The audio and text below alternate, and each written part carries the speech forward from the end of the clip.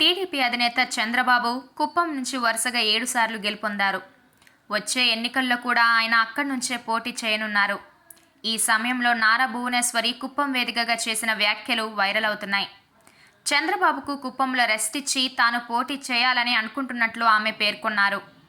35 ఏళ్లుగా ఎమ్మెల్యేగా ఉన్న చంద్రబాబుకు కుప్పంలో ఈసారి విశ్రాంతి ఇచ్చి తాను పోటీ చేయాలని అనుకుంటున్నట్లు చెప్పుకొచ్చారు.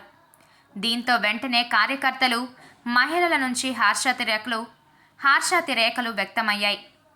తనకు మనసులో ఈ కోరిక కలిగిందని, చంద్రబాబు పోటీ చేయాలని ఎవరు అనుకుంటున్నారో చేతులెత్తండి అని ఆమె అడిగారు. దీంతో చాలామంది చేతులెత్తారు. తాను పోటీ చేయాలని ఎంతమంది కోరుకుంటున్నారని అడగ్గా మళ్ళీ అందరూ చేతులెత్తారు. అలా కుదరదు, ఎవరో ఒకరి పేరే చెప్పాలంటూ నారా భువనేశ్వరి కోరారు.